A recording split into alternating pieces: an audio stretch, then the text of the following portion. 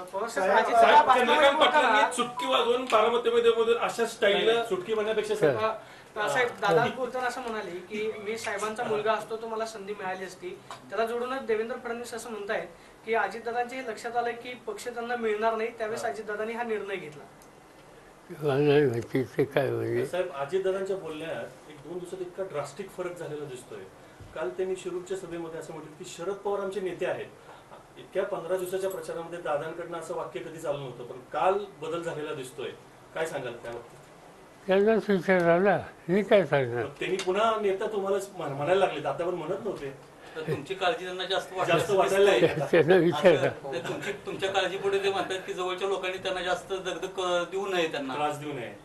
मला कोणी त्रास देत नाही. जवळचे लोक प्रेमानं माझ्यावर वागतात आणि आम्हा सगळ्यांचं काम करायला पाहिजे ते कष्ट घेण्याची त्यांची तयारी आहे. साहेब 1980 पासून शरद पवारांनी मराठा समाजाला फसवलंय, आंदोलन आणि चळवळी मोडीत काढण्याचं काम केलं असं प्रकाश आंबेडकर म्हणाले. ते ठीक आहे, त्यांना त्याचं विचारा.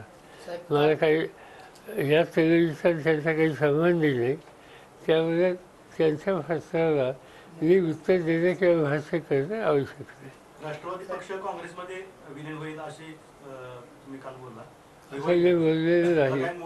मी असं बोललेलं नाही. मी असं म्हणलं की राष्ट्रवादी काँग्रेस आणि काँग्रेस पक्ष जवळपास 2001 पासून आजपर्यंत एकत्र काम करतोय. महाराष्ट्राच्या मंत्रिमंडळामध्ये दोघे एकत्र होते. मागच्या मंत्रिमंडळामध्ये सुद्धा एकत्र काम केलं ते आणि एकत्र निवडणुका झाल्या, आत्ता झाल्या. यावेळी सुद्धा आता अनेक मतदारसंघ आहेत की जिथं काँग्रेसचा उमेदवार होता, राष्ट्रवादीचे सरकारी कार्यकर्ते होते. काँग्रेस जिथं राष्ट्रवादीचा होता तिथं काँग्रेस सहकार्य करत होते. आणि विचारधारा एक असल्यामुळं एकत्रित काम करण्याची आवश्यकता आहे हे दोघांनाही फसल्यामुळं त्या पद्धतीने काम करतो. साताराचा काय रिपोर्ट आहे? लीड किती मिळेल साताराचं? मला नाही माहिती. काल लेफ्टनंट कर्नल प्रसाद पुरोहित यांनी एक NIA च्या कोर्टात दावा दाखल केला आहे की ऑगस्ट 2008 मध्ये मालेगाव बॉम्बस्फोटाच्या एक महिन्याआधी तत्कालीन राष्ट्रवादीचे काँग्रेस अध्यक्ष शरद पवार यांनी अलिबागमध्ये एका सभा घेतली होती. त्या सभेमध्ये केवळ इस्लामिक दहशतवादी नाहीत तर हिंदू दहशतवादी आहेत असे विधान केले होते. त्यावेळी हिंदू दहशतवादाचा हा शब्द पहिल्यांदाच वापरला गेला. या विधानानंतर लगेच 29 सप्टेंबर 2008 रोजी मालेगावमध्ये स्फोटाची दुर्घटना घडली होती. ठीक आहे, फरक आहे.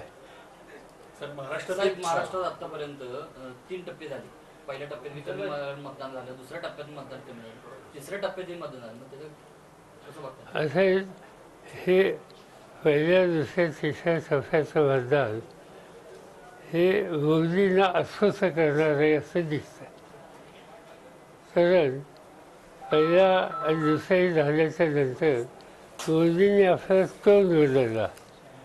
त्यांनी मुस्लिम समाजाचा डायरेक्ट उल्लेख ओपनली केला आणि ओपनला करून त्यांना आता हा धर्मांतरवादी विचार घेऊनच काही बदल होईल अशा प्रकारची सरकार त्यांच्या मनात असावी हे त्याच्यामध्ये दिसते.